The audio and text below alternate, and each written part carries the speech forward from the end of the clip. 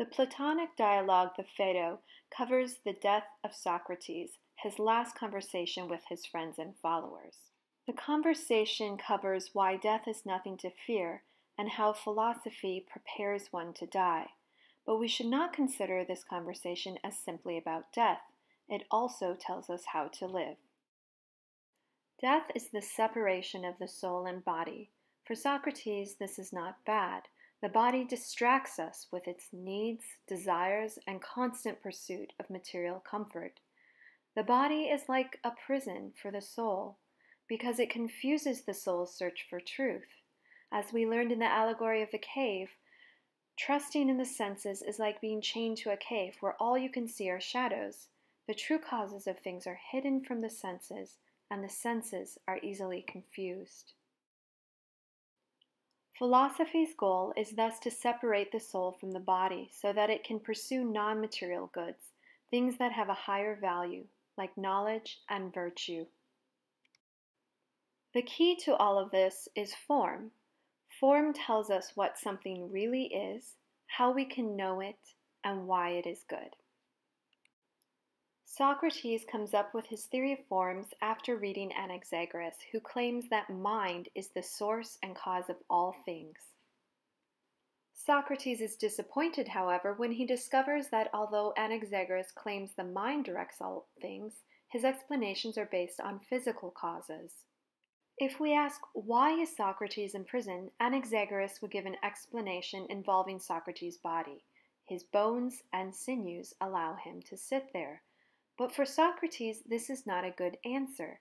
It only describes how he is able to sit there and not why he is there.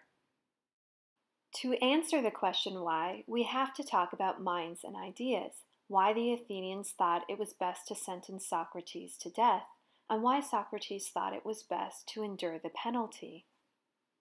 We must talk about justice and wisdom and how to live. This is why philosophy relies on rational discussion rather than the senses in order to discover the truth.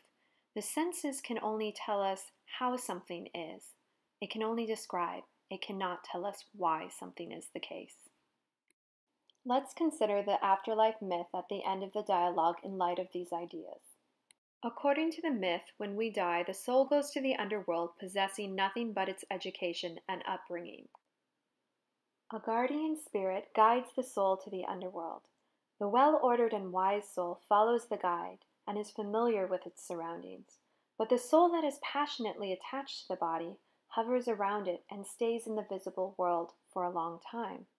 Earlier in the dialogue, Socrates says that these souls who are attached to their bodies become reincarnated as animals that suit their way of living. Drunks and violent people become donkeys. Tyrants and unjust people become wolves, and those who follow popular virtues become bees, wasps, or ants.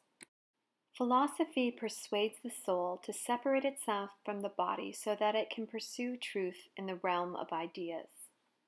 According to the myth, when we are alive and have our bodies, we are not dwelling on the surface of the earth, but underneath it.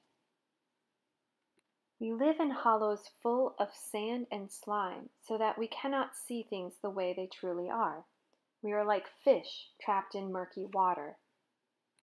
Beyond our world is the true surface of the earth, what we call the heavens. There everything is bright and pure. The gods are there, and everything that is true. Just like the allegory of the cave, in this myth, the physical world of appearances provides a distorted reflection of reality. The goal of philosophy is to get beyond appearances and see things how they truly are. But this is a philosophical myth, not a religious myth. It is not about salvation.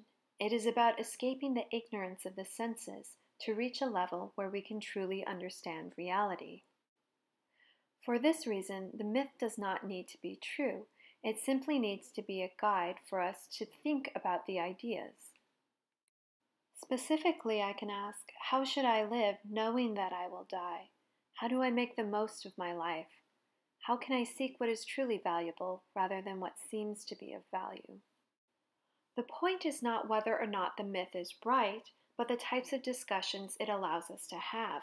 Socrates says no sensible man would insist that these things are the way he described them. Instead, the myth allows us to risk the belief that there is more to life than materialism, and that philosophical investigation can help us to pursue things that truly matter, a meaningful existence.